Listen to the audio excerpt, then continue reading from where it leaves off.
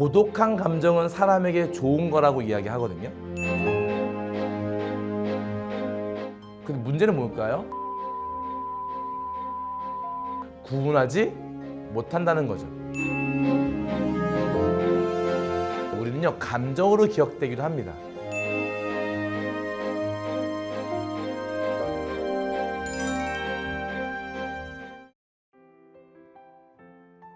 안녕하세요. 한국 액션 러닝센터의 김주현 소장입니다. 오늘 아침에 어떻게 시작하셨는지 기억나시나요? 어제 저녁의 끝은 어땠는지 기억나시나요? 이런 이야기 드리면 어떤 분도 이런 얘기 하세요. 야, 어제 뭐 먹었는지도 기억 안 나. 뭐 이러시는 분들이 꽤 많으시거든요. 그런데 사실은 우리는 그런 얘기 하지 않습니까? 내일을 살 수 없다 이런 얘기 하잖아요. 막 우리 내년 계획도 세우고 내후년 계획도 세우고, 야, 내년에는 코로나가 좀 더 좋아지면 우리 외국 한번 나갔다 오자, 막 이런 계획도 세우고 하는데, 사실은 우리는 내일을 사는 것이 아니라 오늘을 사는 거다 이런 얘기 들어보셨죠? 왜냐하면 결국은 내가 살 수 있는 시간은 오늘밖에 없기 때문이죠. 그래서 선생님들은 오늘 하루를 어떻게 사셨는가, 또 오늘 하루를 어떻게 살고 싶은가에 대한 고민을 오늘 한번 이야기 나눠보고 싶습니다. 그래서 오늘에 이끄는 것은 나의 하루를 내가 원하는 오늘로 이끌어라 라는 건데요. 제가 앞에 두 번의 이야기를 나눴습니다. 첫 번째는 나를 행복하게 해주는 것들로 이끌어라는 거였고, 두 번째는 나의 감정을 이끌라는 거였습니다. 혹시 시간이 나거나 좀 짬이 있으신 분들은요, 감정의 발견이라는 책이 있어요. 그 책을 한번 읽어보시면 굉장히 좀 도움이 되실 수 있고요. 그 책에서는요, 이런 무드미터라는 것을 사용합니다. 그 감정의 발견이라는 책을 쓴 저자는 뭐라고 이야기하는가 하면, 내가 나에게 찾아오는 감정을 인식하고 내가 나에게 찾아온 감정을 이해하고 그 감정이 어떤 건지 명명하고 그 감정을 표현해보고 그리고 그 감정을 컨트롤해라 라고 이야기합니다. 너무 말이 기니까 제가 여쭤볼게요. 자, 외로움, 쓸쓸함, 헛헛함, 고독함, 이 감정의 차이를 아시나요? 아마 이 영상을 보시는 분들이 야, 그게 그거 아니야? 이러실지도 모르겠습니다. 근데 심리학에서는요, 고독한 감정은 사람에게 좋은 거라고 이야기하거든요. 그런데 외로운 감정은 좋은 것이 아니다라고 이야기를 합니다. 근데 문제는 뭘까요? 외로움과 고독함과 쓸쓸함과 헛헛함을 우리는 구분하지 못한다는 거죠. 그러니 우리가 그날 하루를 살았을 때 사실은 어떠한 팩트 위주로 남는 것 같지만 하루를 지나갔을 때요, 우리는요, 감정으로 기억되기도 합니다. 그래서 야, 어제 좋았지? 이런 것들이요. 여행을 갔다 오면 선생님들은 여행의 각 순서가 기억나시나요? 야, 그때 갔던 그 산, 뭐 그 바다, 뭐 이렇게도 기억날 수 있겠죠. 그 박물관 막 이렇게 기억날 수 있겠지만, 야, 우리 작년에 제주도 너무 좋지 않았냐? 와, 진짜 대박이었던 것 같아. 막 이런 거 있잖아요. 저 대박이라고 하면 막내한테 혼나는데 막 너무 좋지 않았냐? 이런 얘기요. 그러니까 감정으로 기억되거든요. 그래서 오늘 하루를 살아갈 때 선생님들께서 하루를 정리하시면서요, 나의 감정은 어땠나 한번 돌아보실 필요도 있어요. 오늘 이번에 선생님들에게 소개시켜드리고 싶은 이야기는 About Time이라는 영화입니다. 저는 감히 저의 인생 영화다라고까지 이야기를 하는데요. 안 보신 분들은 꼭 한번 보시면 좋겠습니다. 저는 10번도 훨씬 넘게 본 것 같아요. About Time이라는 영화는요, 이런 영화예요. 어떤 시간 여행을 할 수 있는 사람이 있어요. 이거 아예 뭐야 또 SF 이럴 수 있는데 뭐 그런 거 아니고요. 타임슬립 영화 그런 거 아니고요. 뭐 그런 거긴 한데 되게 따뜻하고 되게 좋아요. 그래서 뭐 요지만 이야기해 본다면, 그 주인공은요, 자기가 원하는 시간으로 돌아갈 수 있어요. 원하는 시간으로 돌아가서 내가 실수했던 것을 고칠 수가 있습니다. 그래서 뭐 예를 들면 내가 어떤 뭐 소개팅 자리에서 좀 원하지 않는 대답을 할 때 있지 않습니까?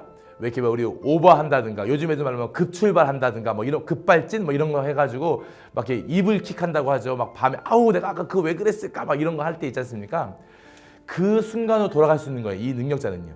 그래서 그 순간으로 돌아가서 예를 들면 제가 막 물을 엎질렀어요. 그러면 초능력으로 그 순간으로 돌아가서 물 엎지려는 순간에 물을 안 엎지르는 거예요. 그리고 그 순간을 잘 넘깁니다. 그리고 다시 현실로 돌아오면 물을 엎었던 과거는 없어지고 물을 엎지 않고 일을 잘 해결했던 현재가 존재해요. 멋있죠? 부러우시죠? 그래서 이 사람이, 이 주인공이 그냥 과거로 엄청 왔다 갔다 합니다.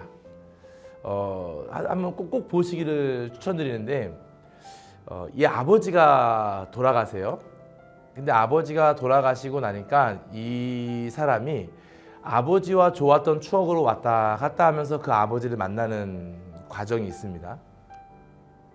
그런데 어느 순간 그 과정으로 돌아갈 수가 없게 되는 게 있어요. 그 영화 스포일러가 되니까 말씀 안 드리는데, 그 과거로 더 돌아갈 수 없는 어떤 시점이 나타나게 돼요.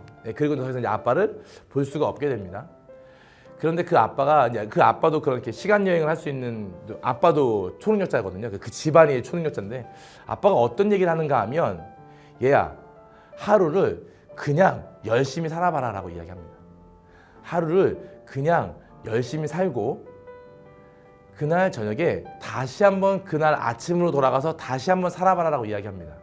그런데 두 번째 살 때는 이미 한번 살아봤으니 조금 더 여유롭게 살아봐라라고 이야기를 합니다. 저는 이제 이 장면이 이 영화의 뭐 핵심 중에 핵심이라고 저는 생각하는데요.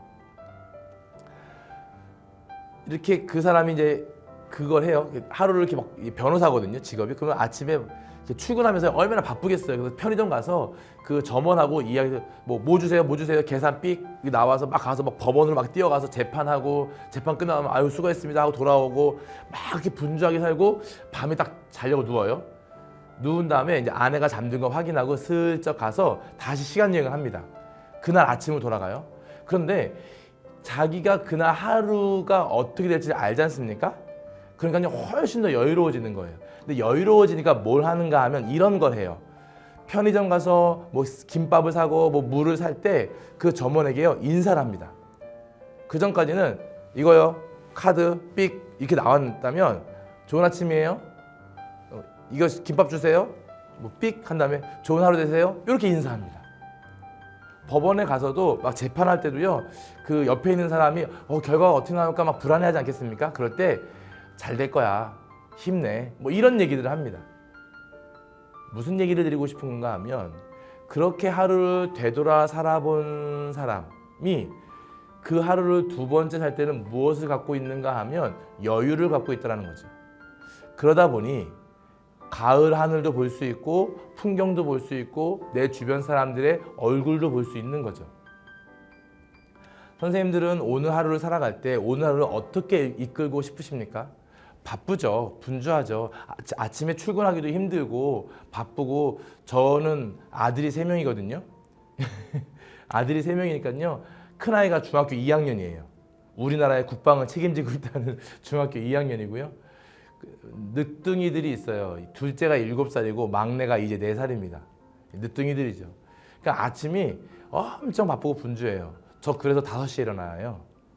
5시에 일어나서 한 1시간에서 1시간 반 정도 저만의 시간을 갖습니다. 그리고 그날 하루를 이렇게 되짚어보고 생각해보고 저만의 시간을 갖고, 그다음에 7시 한 반쯤 내려가서 아내와 또 아이들 밥도 준비하고 뭐 이런 것들 합니다. 그렇게 하지 않으면 그냥 일어나자마자 야 밥 먹어 뭐 이런 거 하고, 빨리 씻고 밥 먹어 뭐 이런 거 하면 하루가 굉장히 제가 원하는 쪽으로 흘러가지 않죠. 원하는 감정으로 흘러가지 않습니다. 선생님들께 제가 오늘 하루를 이끄십시오 라고 말씀을 드리면서 추천을 드리고 싶은 게 있는데요. 그게 뭔가 하면 너무나 흔히 알고 있는 일기 쓰기입니다. 플래너 같은 거 좀 쓰시면 좋겠어요. 일기 쓰기라고 이해하셔도 좋고요. 그런데 선생님들이 과거에 썼던 그 일기는 아닙니다. 과거의 일기는 저만 그랬는지 모르겠지만 과거의 일기는 어땠나요? 보통 이렇게 반성과 자성과 막 이런 거 있지 않습니까? 난 오늘 뭐 그 짓을 했다, 내일부터 하지 않겠다. 그 다음에 또 뭐라고 씁니까? 나 오늘 또 그 짓을 했다, 나는 왜 이런지 모르겠다, 나는 바보 같다, 내일은 정말 안 할 것이다. 그 다음날 되면요, 오늘 또 그거 하고 말았다, 뭐 이런 거 있지 않습니까? 그래서 일기장을 보면 이게 일기장인지 반성문인지 헷갈리는. 그래서 보통 요즘에 많이 추천해 드리는 것이 뭔가 하면 뭐 3줄 일기, 뭐 감사일기 이런 것들이 있습니다. 그래서 제가 추천드리고 저의 플래너를 가지고 왔는데요. 저는 그동안은 계속 이렇게 종이 플래너를 사용하다가 한 달 전부터 이게 디지털 플래너로 이제 바꿨거든요. 이거 홍보하는 거 아닙니다. 아무런 협찬 같은 것도 아니고요. 잘 안 보이시지만 저는 이렇게 몬슬리 그달 계획할 거를 적어놨고요. 그 다음에 이렇게 위클리라는 거예요. 그 한 주간, 그래서 저 보통 일요일 저녁 때쯤에 아니면 토요일 저녁 때쯤에 다음 한 주간을 내가 어떻게 살 건가 빅 이벤트들을 이렇게 다 적어 놓습니다. 뭐 될 수도 있고 안 될 수도 있지만 뭐 저 같은 경우는 뭐 강의 이런 것도 적어 놓기도 하고요. 아이들 행사도 적어 놓기도 하고요. 뭐 이런 것도 적어 놓습니다. 그리고 이제 이건 이제 데일리로 가거든요. 이게 데일리로 가게 되면 이건 데일리입니다. 데일리로 가게 되면 그날 제가 해야 될 것들요. 거의 대부분은 이렇게 미리 그 전날 적어 놓긴 하는데요. 그날 밤에 하루를 쭉 되짚어 보면서 그 밑에다가 일기도 씁니다. 일기를 쓰면서 무엇이 감사했는지, 오늘 나는 어떤 감정이 나를 지배했었는지, 어떤 느낌이 들었는지, 어떤 만남이 있었는지 적습니다. 그리고 내가 원하는 감정으로 나를 이끌어 간다는 거죠.